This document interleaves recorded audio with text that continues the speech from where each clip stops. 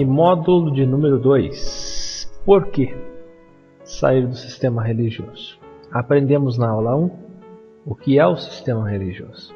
E agora precisamos saber por que sair do sistema religioso. De onde vem a liturgia do culto protestante? Você sabe?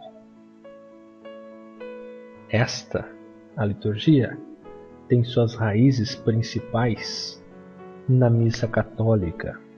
A missa, por sua vez, saiu do antigo judaísmo e do paganismo.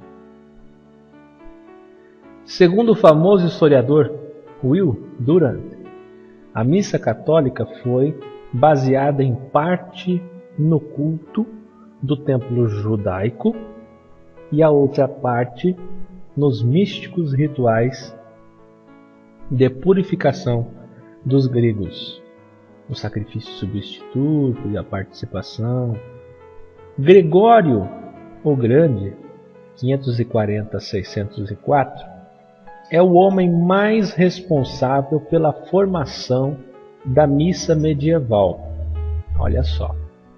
Então, percebam que aqui onde está sublinhado, negritado em vermelho, são os pontos, né, o centro do raio de circunferências religiosas que vão puxando umas às outras. Então, do judaísmo surge toda a base da missa católica, a paganização do catolicismo, que através de Gregório o Grande levou a mais distante ainda do Evangelho da Graça, com a missa medieval. E percebam na sequência, sempre que tiver essa palavra em vermelho negritada e sublinhada. Vamos à continuação. A missa medieval refletia a mente de seu padre, Gregório. Foi uma combinação de rituais pagãos e judaicos, borrifados com teologia católica e vocabulário cristão. Aquele sincretismo, aquela panela que joga todo tipo de elementos para agradar A, B, C, D, todas as diversas etnias, culturas, e assim atingir mais pessoas. Ele escreveu, olha só, abre aspas, a mente grega moribunda teve uma sobrevida na teologia e liturgia da Igreja. O idioma grego, após reinar por séculos sobre a filosofia, chegou a ser o veículo da literatura e do ritual cristão. O misticismo grego foi passado adiante pelo impressionante misticismo da missa. Que coisa, não? Com efeito, a missa católica, que se desenvolveu do século IV até o século VI, foi essencialmente pagã. Guarde essa informação. Os cristãos copiaram até as vestimentas dos sacerdotes pagãos, para atrair os politeístas. Você que assistiu o filme de Constantino, documentário que eu passei quando falamos sobre a cronologia do paganismo católico, sabe do que estamos tratando. Se você tem sido até aqui um aluno dedicado, vai aproveitar muito esse curso. O uso do incenso, veja só, as vestimentas dos sacerdotes são pagãs, o uso do incenso e da água benta nos ritos de purificação, a queima de velas durante a adoração, a arquitetura da Basílica Romana em seus edifícios de igreja, eu vou colocar aqui igreja entre parênteses, entre aspas, melhor dizendo, a lei romana com a base da lei canônica, veja só, o título Pontifex, Maximus, Sumo Pontífice, para o bispo principal, vou colocar aqui também, entre aspas, e os rituais pagãos para a missa. Tudo isso eclodiu do paganismo, mas essa água parada da liturgia experimentou sua primeira revisão quando o homem, padre também, Martinho Lutero, entrou em cena 1483 a 1546. No ano, mais precisamente 1520, Lutero, percebam, está em vermelho. Então, daquele pontinho da missa medieval do Padre Gregório, vem agora para Lutero. Lançou uma violenta campanha contra a missa católica romana. Veja só, o ponto culminante da missa sempre foi a Eucaristia, a ação de graças, né? Também conhecida como comunhão, ceia do Senhor ou Santa Ceia. Tudo é direcionado para um momento mágico, quando o sacerdote parte o pão e o distribui para as pessoas. Que momento sublime. É o pico, é o ápice da missa. Da perspectiva da mente católica medieval, oferecer a Eucaristia era Jesus Cristo se sacrificando novamente.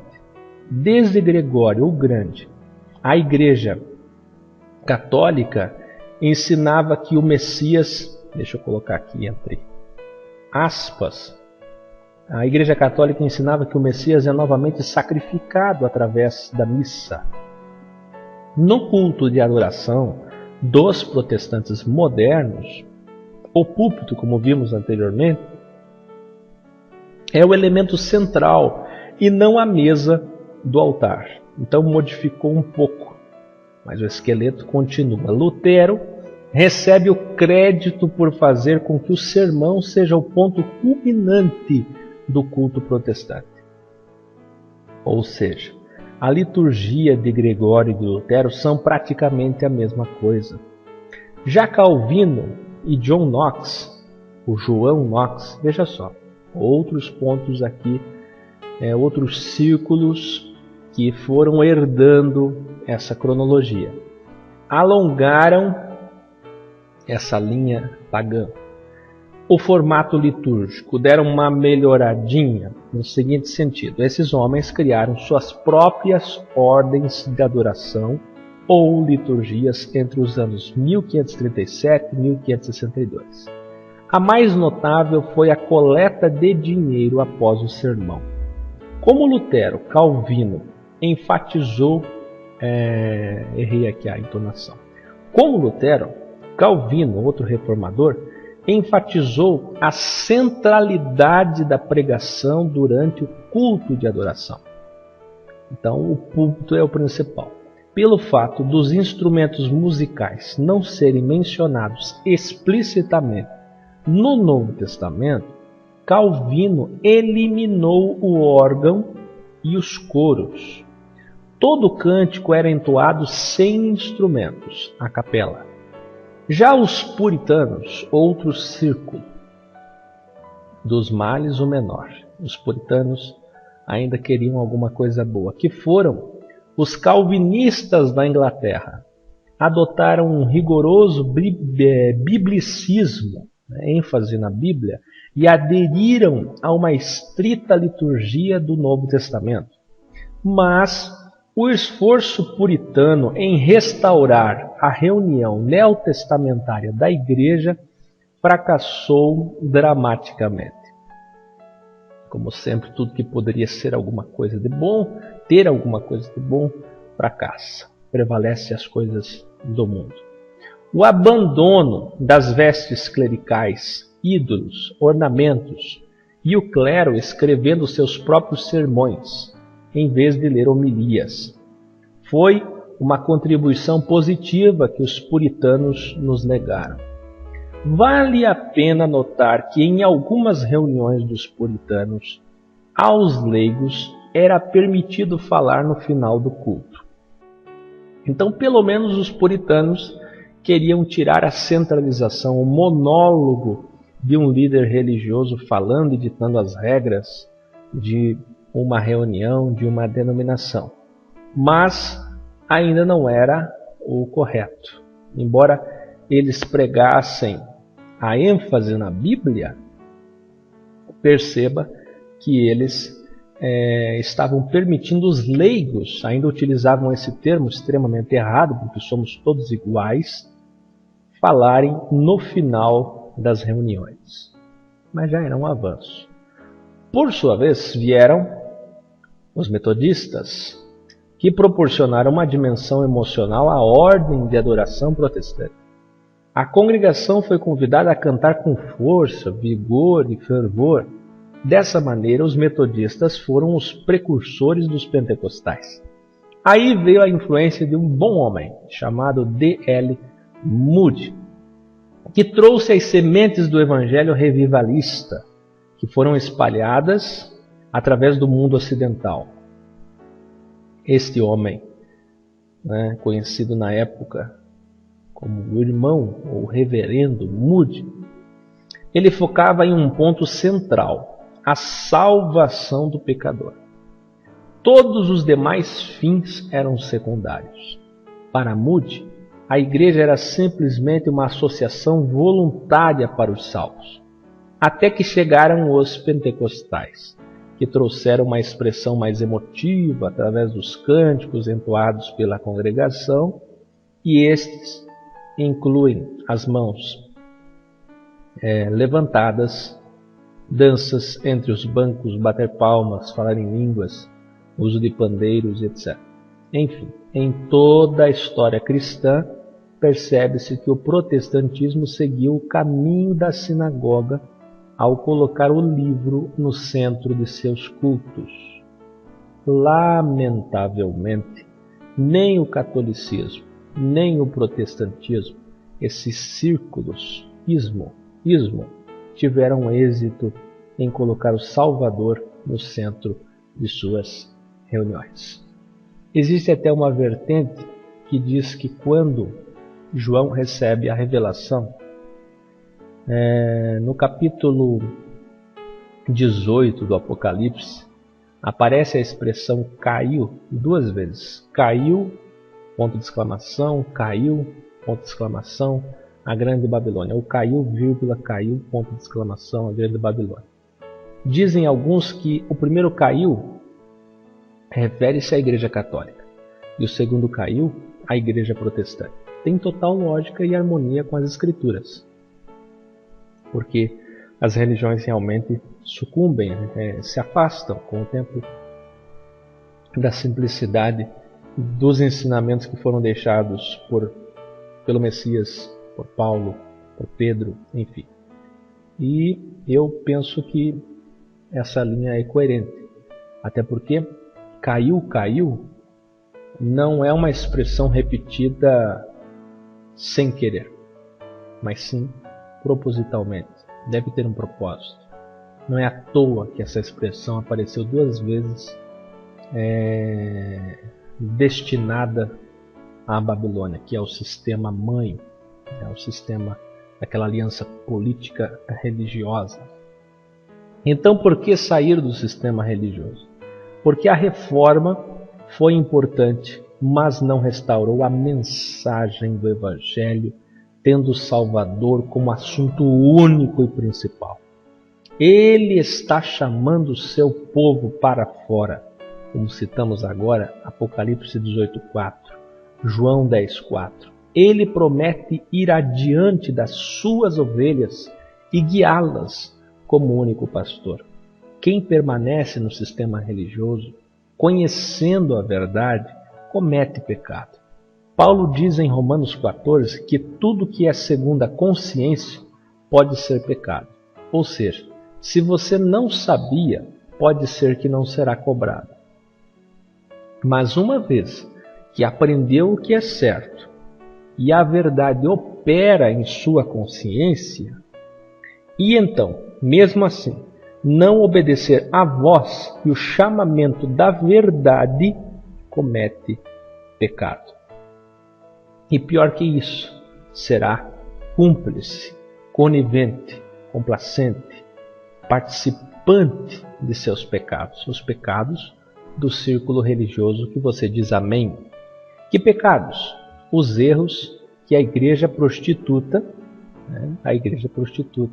que prostituiu, que adulterou os ensinamentos do Messias, comete. E você, fazendo parte dessa multidão religiosa, poderá, preste atenção, poderá ser, melhor dizendo, tido como culpado pelo crime da cumplicidade, isto é, dizer amém, amém, e fazer vista grossa aos graves erros do sistema. Poderá ser culpado por isso. Ninguém, agora preste atenção, isso aqui é uma coisa que eu sempre digo nas programações, nos programas, preste muita atenção nisso. Ninguém, absolutamente ninguém, deve sair do sistema religioso, seja qual círculo religioso for, por ira, a raiva, vingança, divisões ou frustração. Por não ter conseguido fama, poder, status, dinheiro, alguma posição hierárquica, queria ser pastor, queria ser cantor, queria ser líder, queria ser isso e aquilo, o pastor foi lá e humilhou ele num culto, o pastor foi lá e tirou ele da liderança de um departamento e colocou outro. No final do ano, depois de muito lutar, o pastor, aquele bispo que veio da Igreja Católica, esse título que vamos estudar, o pastor, resolveu promover o fulano ao invés de você. E então você, com raiva, com ódio, com vingança, com desejo de ser, de ter, de poder, motivos carnais, obras da carne, deseja sair do sistema. Aí não. Aí é melhor você ficar. Se você fizer isso, comete pecado também. A liberdade é para ser vivida com responsabilidade. Nenhuma condenação há mais para nós. Estamos livres no Messias, certo? Mas não usaremos da liberdade para dar lugar à carne. Gálatas 5,13. Então, só saia do sistema religioso quando peremptoriamente, plenamente, categoricamente, totalmente entender o Evangelho da graça de graça. Você só vai sair porque você não tem condições mínimas, nenhuma, de dizer amém ao sistema religioso. Não tem, não há como. Você entra lá, você entende o que é aquele púlpito, aquele falso altar, os títulos, as línguas estranhas, a falta de ordem. Você vê que aquele cidadão que está pregando cobrou 500, R$1.000 para estar ali, aquela cantora cobrou. Você vê o entretenimento, você vê A, B, C, D, E, e por todos esses motivos você diz, aqui não dá. Porque aqui tem evangelho, em algum momento o evangelho passa por aqui, perpassa desse círculo religioso, mas em essência não é o evangelho. Eu quero ser igreja, eu quero viver o evangelho, eu quero viver a igreja orgânica, o modelo de uma igreja sem agrotóxico, de uma igreja não industrial, não profissionalizada, que não comercializa a fé, uma igreja simples, uma igreja natural, uma igreja espontânea, na minha casa, com a minha família, com os meus amigos, com irmãos da minha região. Então, é você a pessoa certa para, assim como eu e assim como tantos, sair do sistema religioso. Então, só saia se você entender o Evangelho. Agora que já temos uma boa ideia do que é sistema religioso e já entendemos quando e como devemos sair desse sistema religioso, vamos aprender sobre o que é a igreja na aula 3 a seguir. Então, na aula em módulo 3, aprenderemos o que é realmente igreja. E depois, na quarta aula, o que vem a ser um modelo orgânico de igreja. O Altíssimo te abençoe e eu aguardo você na videoaula de número 3.